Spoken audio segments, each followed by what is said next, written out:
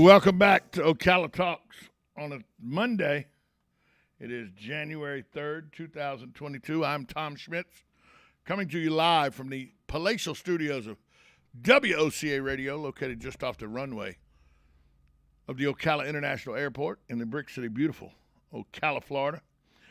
Remember back in July, there was a motorcyclist killed on East Silver Springs Boulevard. He was hit and killed. Shelly Sue Diaz was taken into custody by the police after the crash, held on a charge of DUI manslaughter in the death of Christopher Flatt. If you don't remember what happened, here's what happened on July 2nd. Flatt was on his motorcycle westbound on Silver Springs Boulevard. Diaz was on Northeast 12th Terrace. She attempted to cross the boulevard. The vehicles collided. Flatt was pronounced deceased at the scene. Diaz was released from the hospital July 5th, taken to jail for booking. Records show that she posted bond on August 3rd. Well, the reason I bring this up is at the time of the crash, police officials say Flatt was speeding. They said he was riding about twice the posted 40-mile-an-hour speed limit for that stretch of roadway, so he was doing about 80. They said because of Flatt's speed, Diaz was not ticketed for the crash, but that when they gave her field sobriety test and everything on the scene, that's why she was arrested. After the crash, police officer said Diaz exhibited signs of impairment, bloodshot, watery eyes, dazed and confused pattern of behavior. She failed a field sobriety test. She told police she had drank 2 truly alcoholic seltzers and taken half a Xanax. At the time, she told officers she was prescribed a Xanax. She voluntarily gave breath and urine samples. On the breath test, though, her blood alcohol level registered at .032 and .029. Well, the level for DUI is .08, so she was under half, well below DUI impairment by breathalyzer. Jail staff examined Diaz, said she was injured. They said she had to be medically cleared before she could be processed into jail. She was taken to West Marion, where a test confirmed she had suffered a brain injury in the crash. She was transferred to ORMC. In the meantime, her urine, blood, and breath samples were sent to the Florida Department of Law Enforcement for testing. The results were not sufficient to prove impairment. The brain injury affected Diaz's performance on the field sobriety exercise, in her statement to law enforcement, police were told. And prosecutors said Diaz's driving pattern was not enough to secure a DUI conviction. A memorandum from the state attorney's office dated December 27th announced the decision to not file manslaughter charges, DUI manslaughter charges. After a thorough review of the facts and evidence in the case, the likelihood of conviction would be minimal. So she was actually, the reason she failed the field sobriety test and the reason she was lethargic and everything, like she was exhibiting patterns of being under the influence, was she had suffered a brain injury in the wreck. Well, after the investigation was completed and all, the state's attorney has declined to prosecute, which is their job. Look, the police, given the information they had, it looked like a DUI. Their job is to arrest people for DUI or suspected DUI. That's what happened. The jail staff gave her a once-over, said she's injured. She needs to go to the hospital before we can clear her to be put in jail.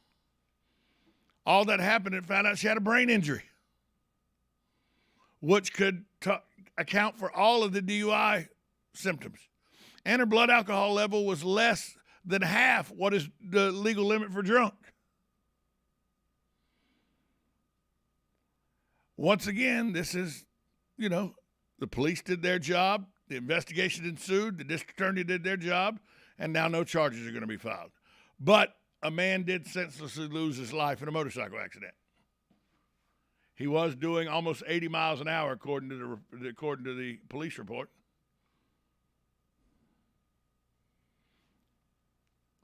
But there's no fault here. It's just one of those freak accident things. He was speeding, she pulled out. It's one of those freak accidents. So that was a good way for her to start her new year, I'm sure, getting the word that she was not going to be prosecuted for vehicular DUI manslaughter for the passing of Christopher Flatt in a accident that happened on July 2nd. I remember when it happened. I'm friends with a lot of people that are motorcycle enthusiasts.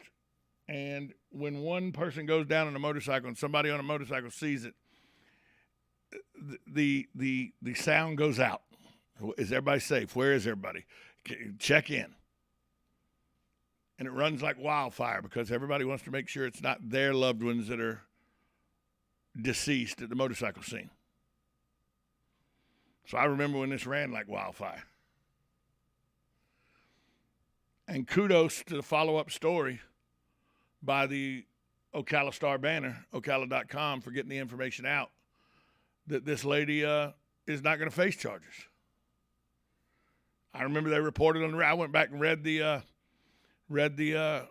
report on the wreck that they did back July 3rd. Well, now, as this case has decided not to be prosecuted, and here's why, they explain that too. We talk about how media a lot of time gives you the salacious story, but doesn't give you the finality of the story. Well, this is one time they did. Kudos to Ocala.com for giving the whole story. We're going to take a break. When we come back, I want to talk a little Florida history, because you might not know that there were prisoners of war kept right here in Florida. I'll tell you more about that after this timeout. You're listening to Ocala Talks, 1370 AM, 96.3 FM. This is WOCA, The Source.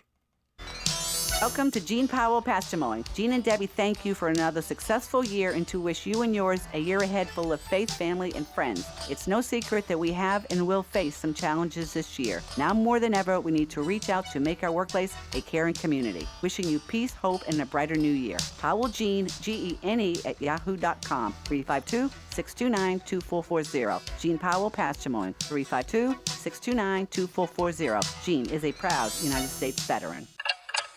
Tick-tock. The days fly by, and refined tax season is upon us once again. Not to worry, though. With a reputable CPA firm on your side, you can rest assured that all of your needs will be handled in a professional and thorough manner. Robson, Scribner & Stewart is just that firm. They're there for their clients year-round, not just during tax season, to handle your needs and answer any questions you may encounter. At Robson, Scribner & Stewart, there is no client too small or too large. Their expertise ranges from the single individual to the largest of corporations. Get your return prepared by a professional who will use their years of experience to ensure that your tax return's outcome will leave you in the best possible position. Call them today at 694-4184. Robson, Scribner & Stewart. They're there for you today. Again, that number is 694-4184. Time is of the essence, so don't delay. 694-4184. Good credits, bad credits. It's none of our business because we're not an auto dealer. We're not a bank. We're not your mother. We're OcalaForSale.com. Marion County's marketplace for cars, trucks, and SUVs. We've got thousands of sellers standing by to take your call. No middleman. But hurry, don't walk, don't run.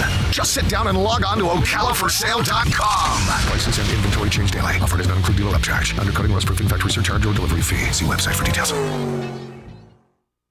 Hey, I didn't know it rained last night. Oh, it didn't. Why do you say that? Because little Johnny's in the backyard playing in that big mud puddle. Did you leave the hose on? No, the neighbor borrowed it yesterday. Wait, is that the side where the septic... Johnny, get out of there! Having septic problems? At Mike Scott Plumbing, we can make those septic worries disappear. We can pump your septic tank, repair your drain field, and, if needed, even install a whole new system. At Mike Scott Plumbing, we don't take crap from anyone. We take it from everyone. 237-2888. Mike Scott Plumbing. If water runs through it, we do it.